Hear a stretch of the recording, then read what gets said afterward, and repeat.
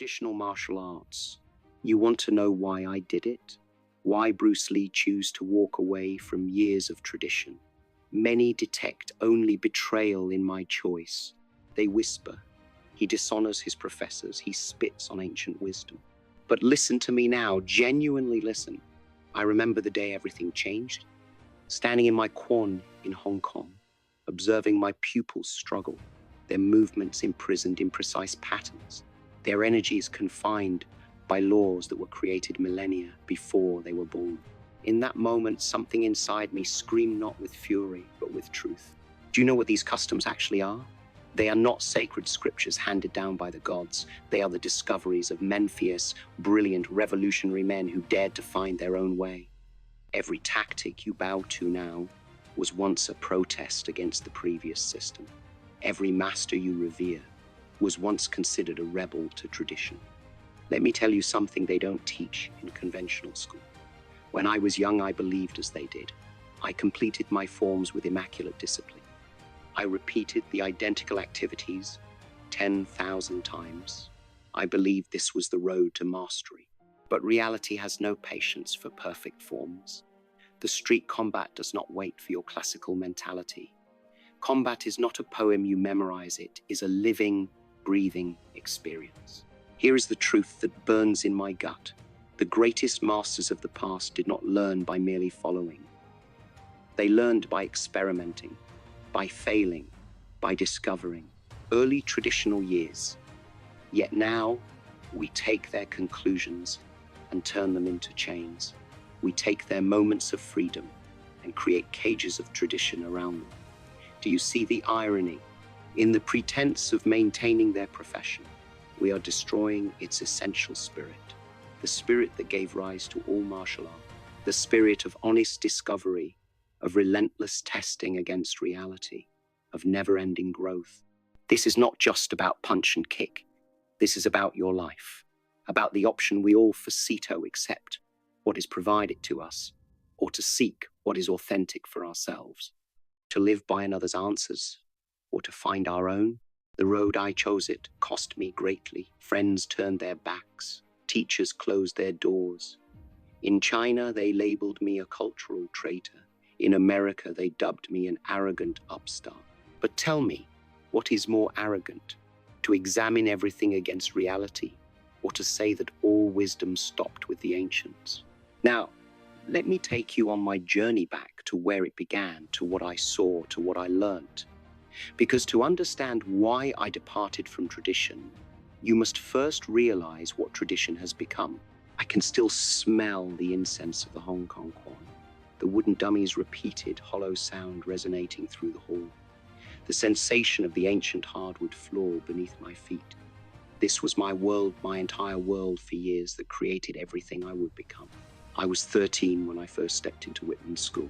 13, can you imagine? An angry young man battling in the streets, thinking I knew something about battle. But the second I saw CFYP man deflect a punch with such effortless grace, I knew I was a child, playing at being a fighter. Those initial years, they were lovely in their simplicity. Wake before dawn, train, go to school, return, train till your arms felt like lead and your legs wouldn't stop shaking. Every day, the same forms, the same activities, the same adjustments. Lower your elbow, little dragon. Maintain your center. Follow the straight line. Wing Chun became my obsession. The precision of it, the economy of mobility, the direct line between 2 points.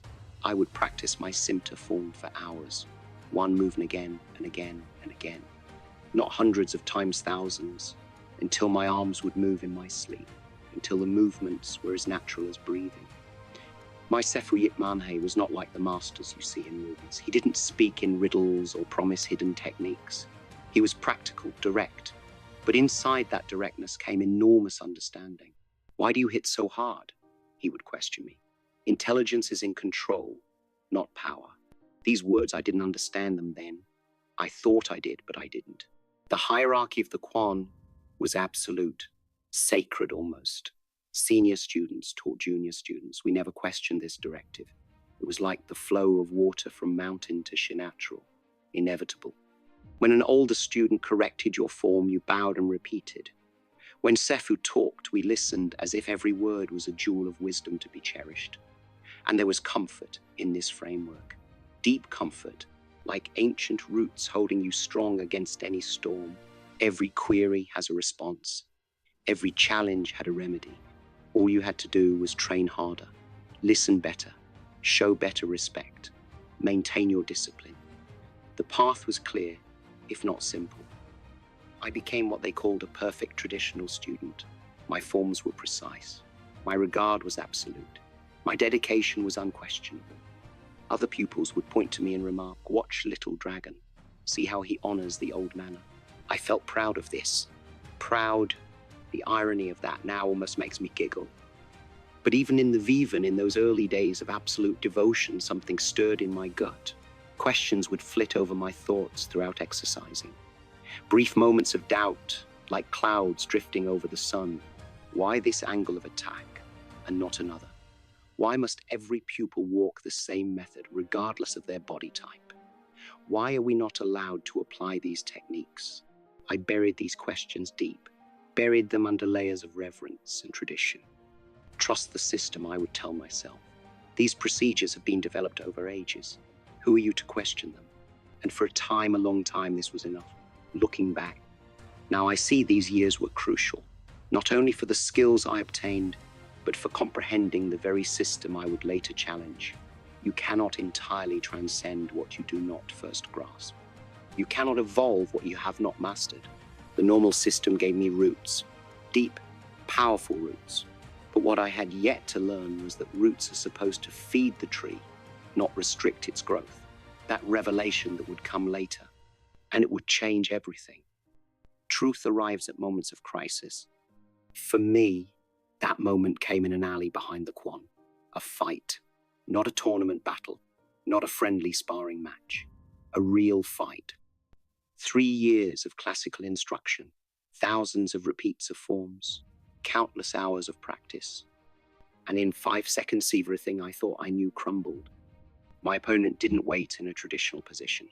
He didn't throw textbook punches. He didn't follow any pattern I had learned. He was raw, unpredictable, primitive. And amid that chaos, I discovered my pristine shapes crumbling.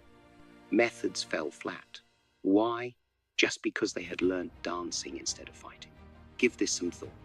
Absolutely absurd.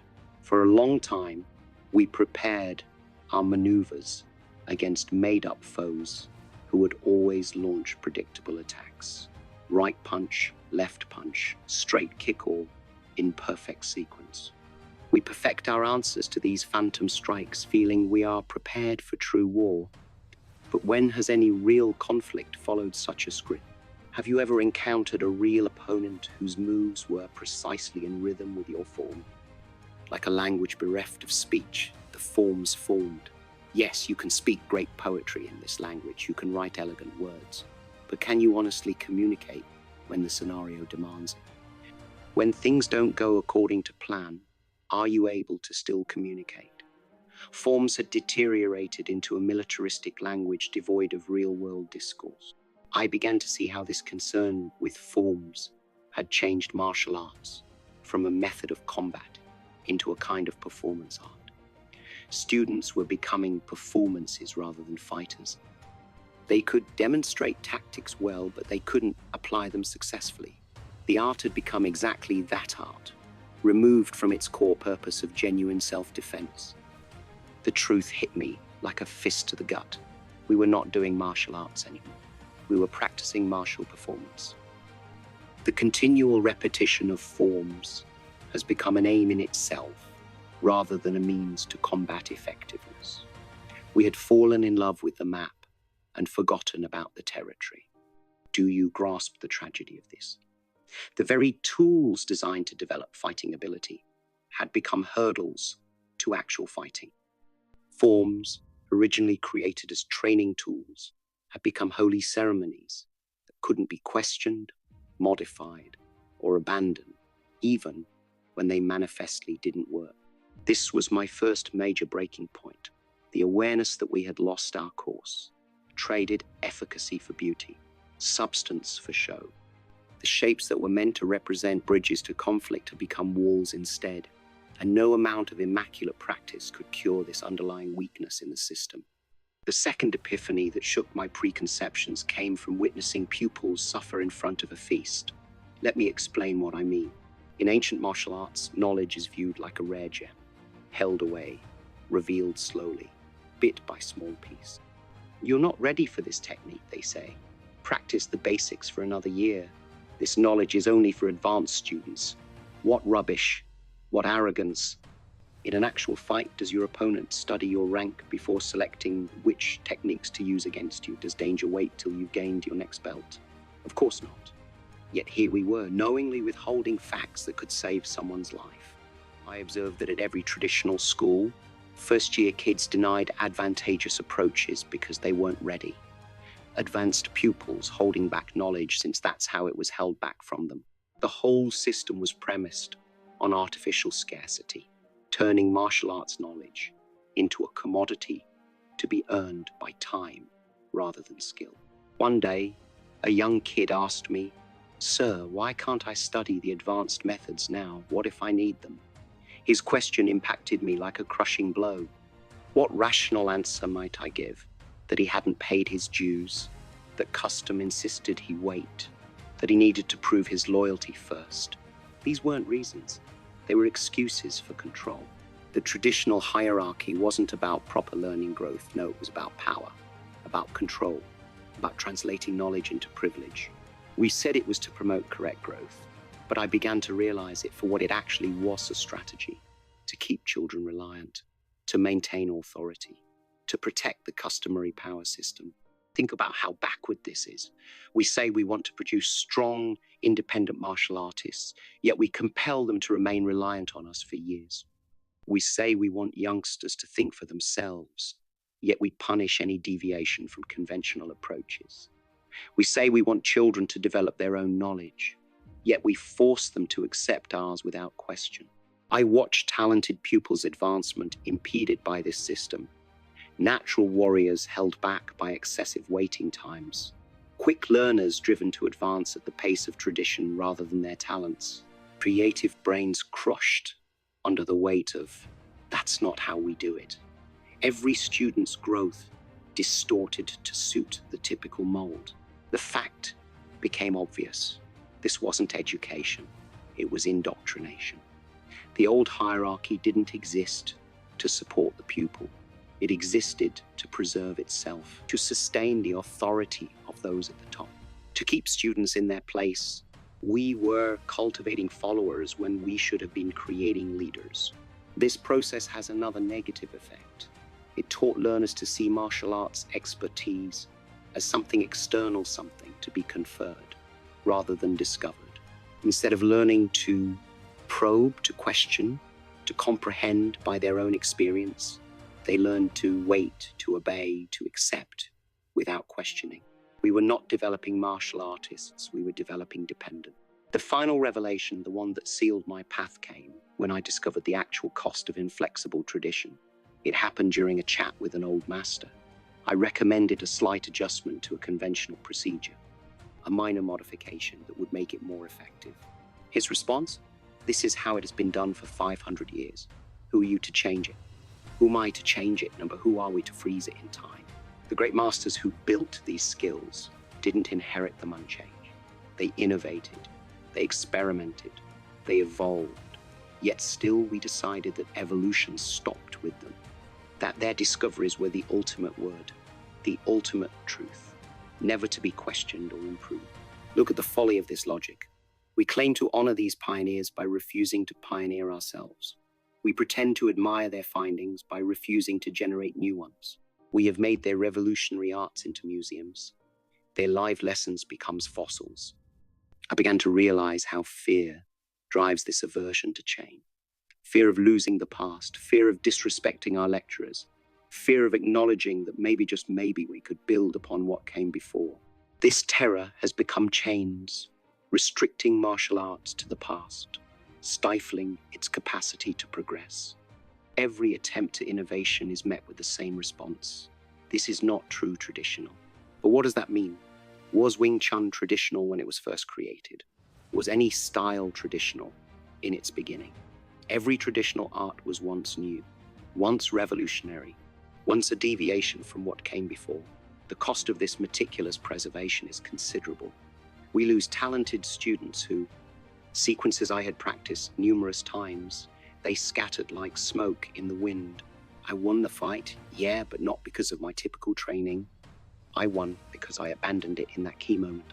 My body, faced with true peril, broke free from the cage of established routines.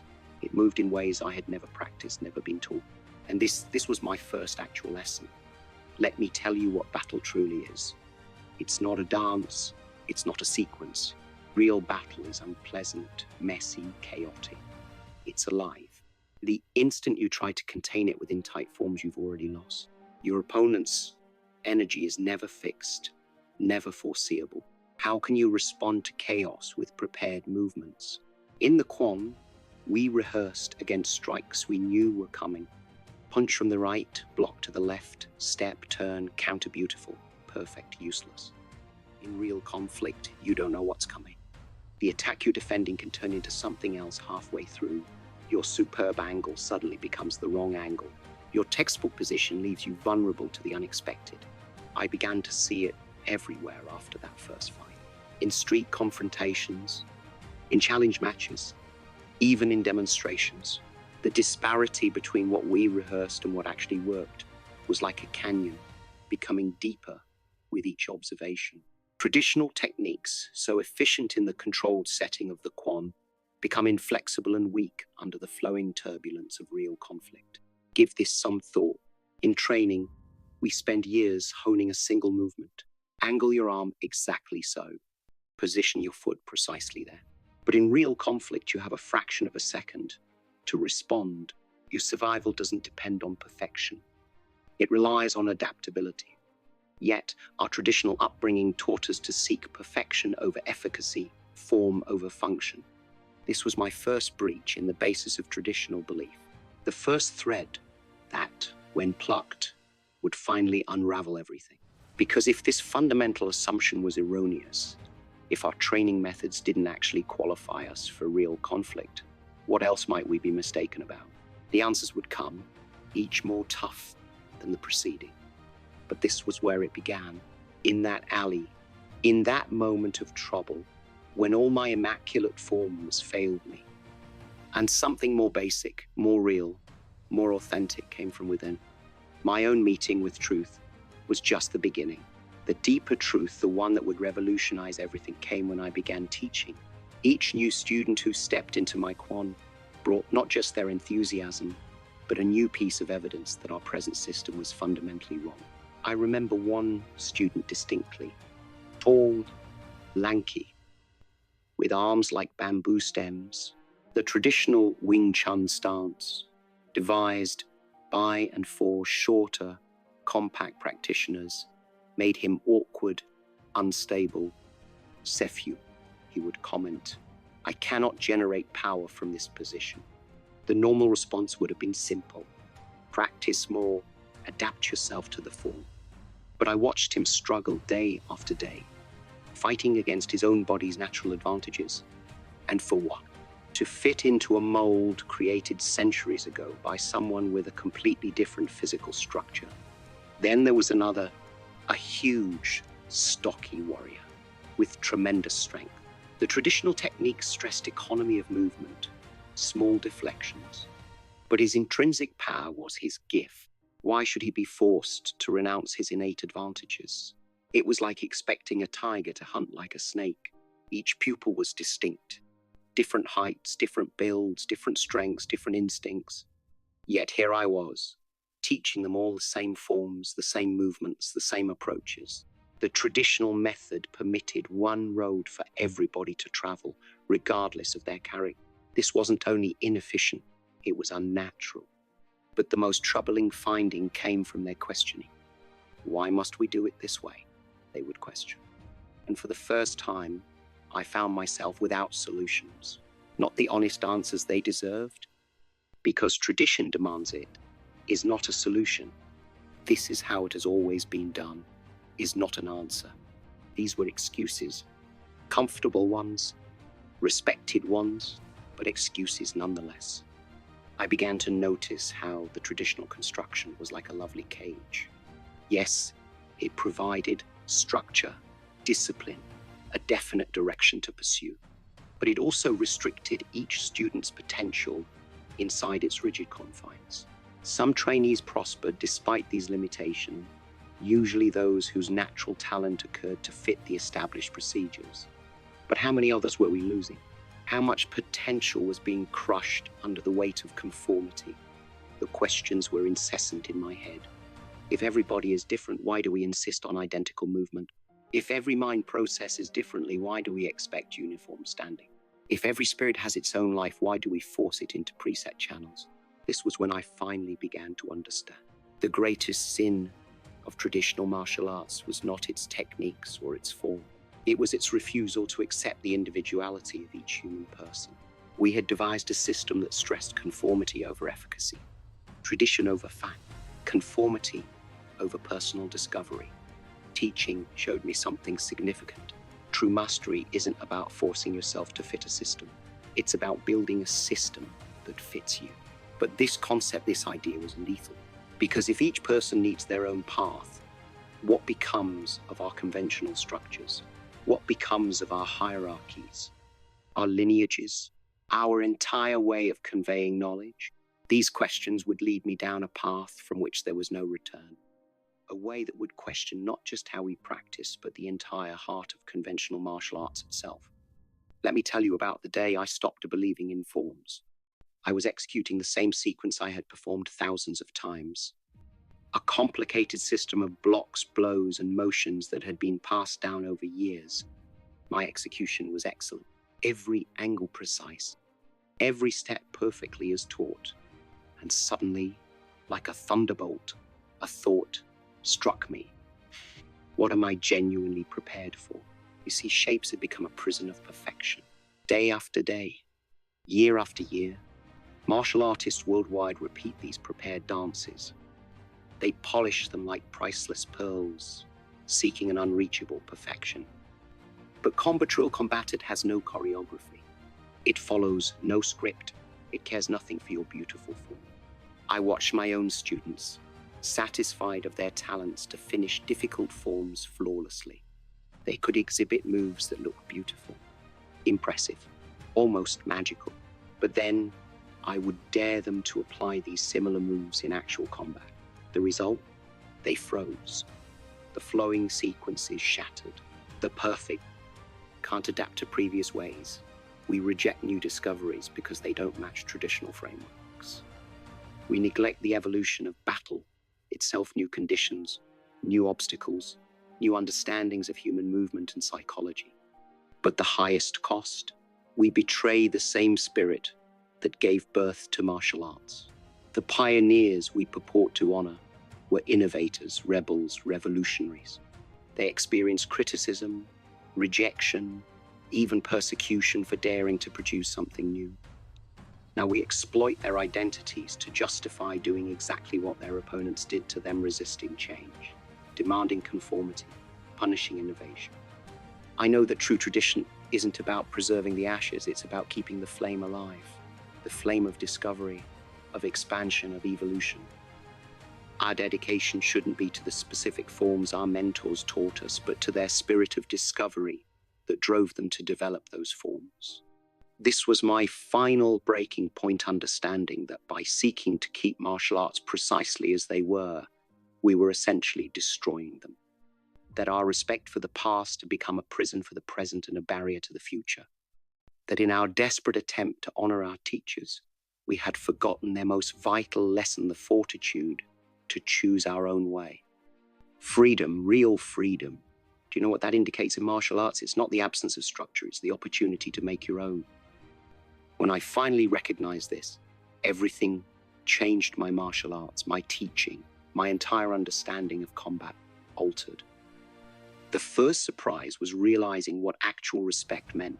For years, we thought respect meant preservation, keeping things exactly as they were handed down.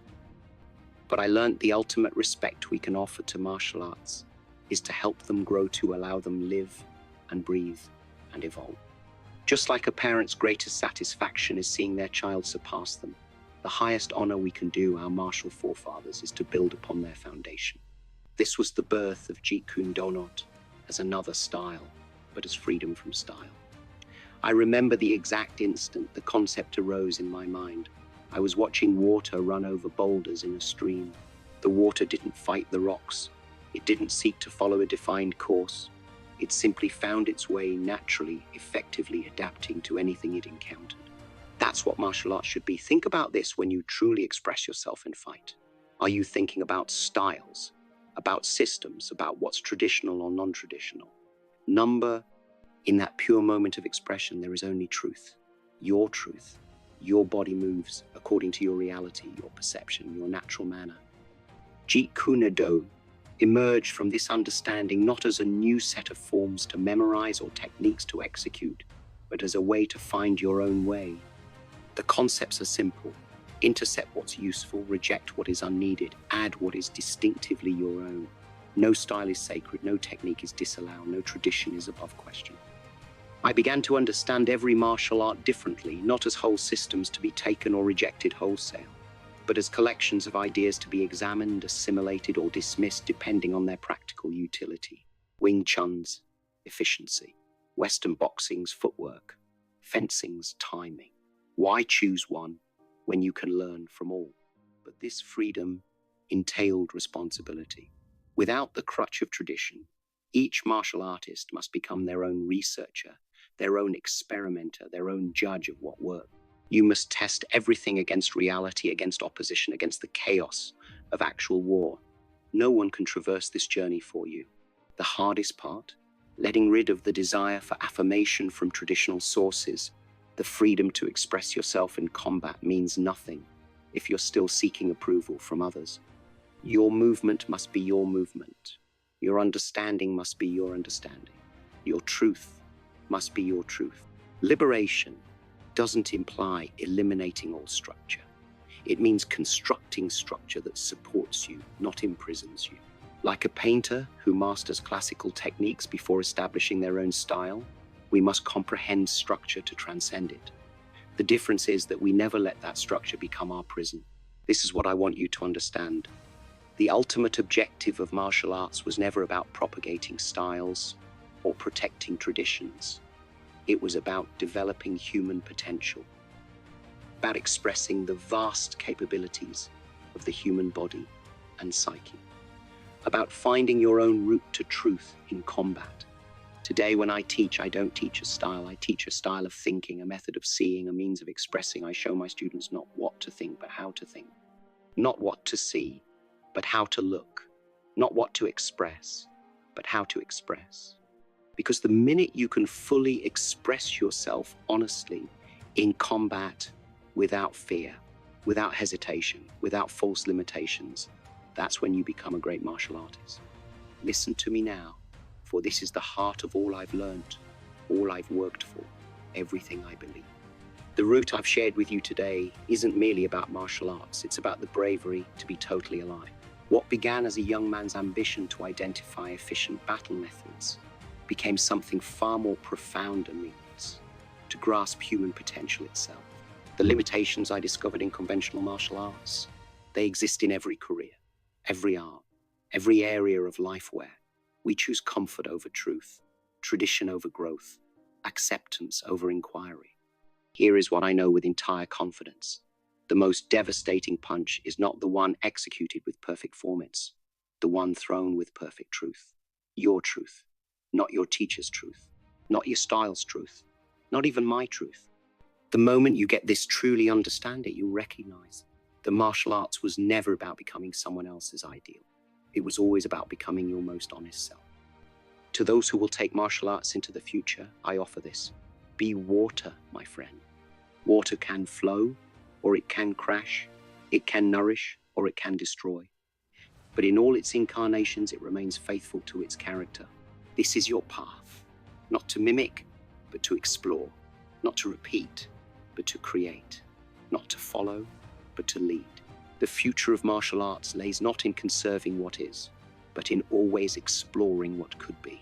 Each generation must take what came before test it against reality, discard what doesn't work, improve what does, and add their own discoveries. This is not disrespect, this is the greatest sign of respect. This is how artists keep alive. My final message to you is this. The martial arts journey I've described, from tradition to freedom, from acceptance to questioning, from imitation to creation, this is your route too. Whether you're a martial artist, a painter, a writer, a scientist, or simply a human being trying to live authentically, the notion stays the same. Don't be imprisoned by dogma, which is living with the outcomes of other people's thinking. Remember, there are no constraints except the ones you accept. There are no boundaries save the ones you allow to exist. The only true tradition worth retaining is the tradition of everlasting growth, constant questioning, constant adaptation. This is not only the way of martial arts, this is the way of life itself. Now go, find your way, express your truth, be free, but above all, be real, because in the end, that's what all of this has been about, the fortitude to be honestly, uncompromisingly, gloriously oneself.